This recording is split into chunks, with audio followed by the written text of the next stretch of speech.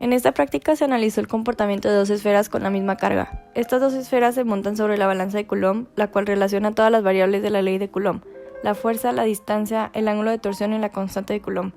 Se realizó solamente la parte A del experimento, en la cual se analizó la relación entre la distancia de las esferas y el ángulo de torsión que se registraba después de cargarlas y acercarlas, es decir, la fuerza con la que eran repelidas las dos esferas.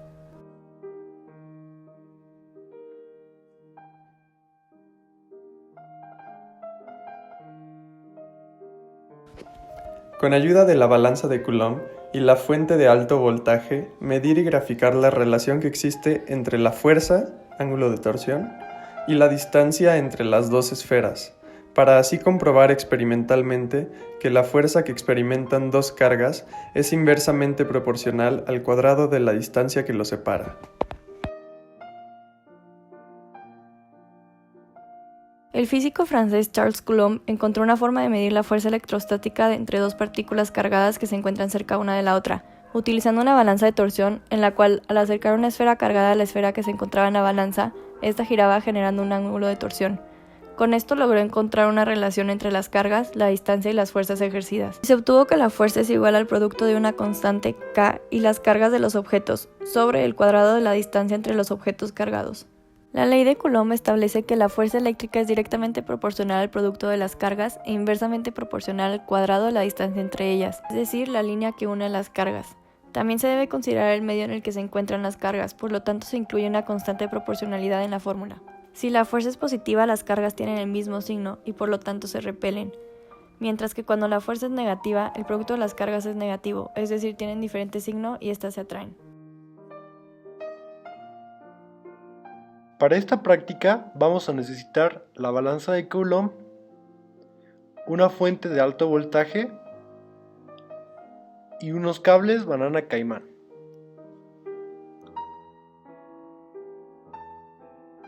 Para calibrar la balanza de Coulomb se necesitan mover las pequeñas argollas de cobre alrededor de la plataforma de tal modo que se encuentre en equilibrio con la pelota portadora de carga. Después, tanto con el tornillo grande como con el tornillo pequeño, girarlo hasta que se ajuste la pequeña marca que se encuentra en la plataforma con la otra marca que se encuentra en el brazo índice. Repetir este proceso tanto como para vertical como para horizontal. Y si todo sale bien, entonces tendremos que la plataforma se encuentra en equilibrio y que no choca con el imán. Esto es muy importante ya que al momento de que va a hacer la torsión el cable, va a permitir que esta balanza gire libremente y tengamos resultados más precisos. Y a continuación se les deja cómo se debe levantar la balanza al momento de calibrarla.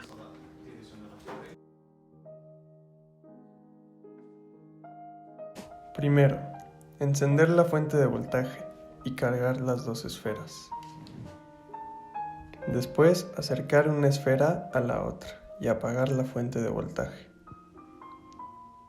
Luego, cuando se observe la fuerza de repulsión, regresar la esfera a su posición original, midiendo el ángulo de torsión.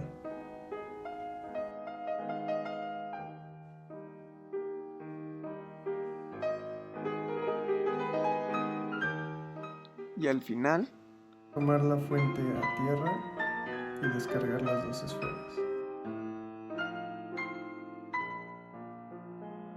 Para los resultados se realizaron dos tablas. En la primera se tienen las diferentes distancias de centro a centro de las esferas en las cuales se realizaron las mediciones y los ángulos de torsión obtenidos al acercar las esferas.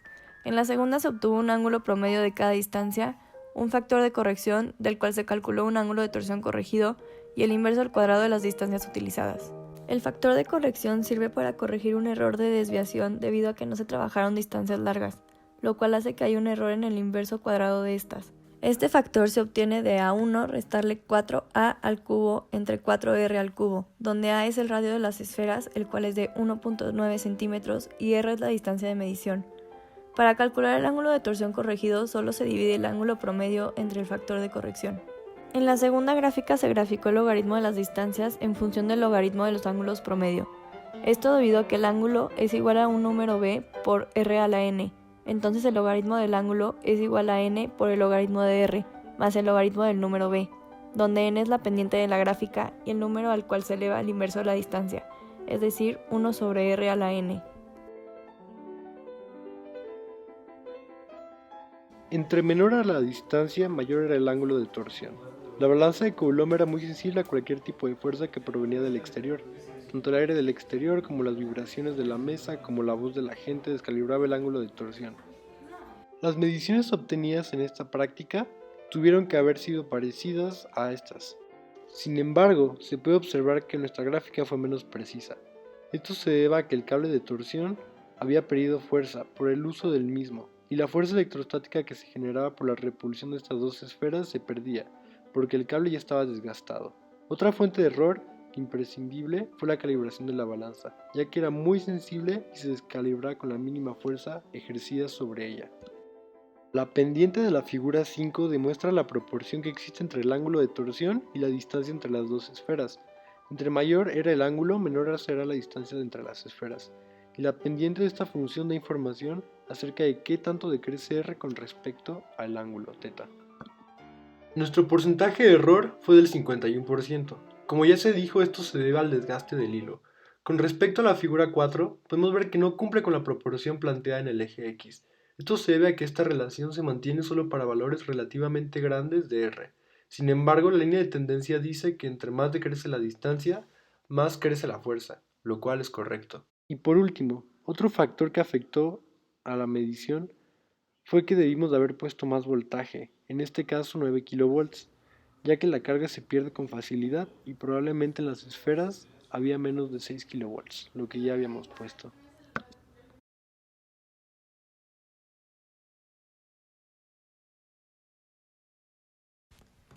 La exactitud y precisión en este experimento jugaron un papel imprescindible, ya que todas las mediciones que se hicieron dependían totalmente que estuviese calibrada la balanza. Como lo predice la ley de Coulomb, la fuerza está relacionada con la distancia por una constante de proporcionalidad inversa. Las esferas, al no ser cargas puntuales, como propone la ley de Coulomb, sintieron menos fuerza de la que sentirían dos cargas puntuales. Y esto se debe a la forma que se distribuye la carga alrededor de la esfera, y porque la separación entre las esferas no es tan grande con respecto a la dimensión de las mismas. La constante 1 sobre r cuadrada no pudo ser medida con exactitud, ya que esta proporción comienza a cumplirse para valores de r más grandes. Ambas esferas estaban cargadas negativamente. Esto se sabe porque las cargas opuestas se repelen, como lo hicieron, y la fuente de voltaje cedía electrones, lo que provocaba que ambas esferas quedaran cargadas negativamente. Por tanto, la ley de Coulomb y sus relaciones son ciertas para cargas puntuales y para objetos con una carga eléctrica, a pesar de que, dependiendo del objeto y su forma, sentirá menos fuerza que dos cargas puntuales.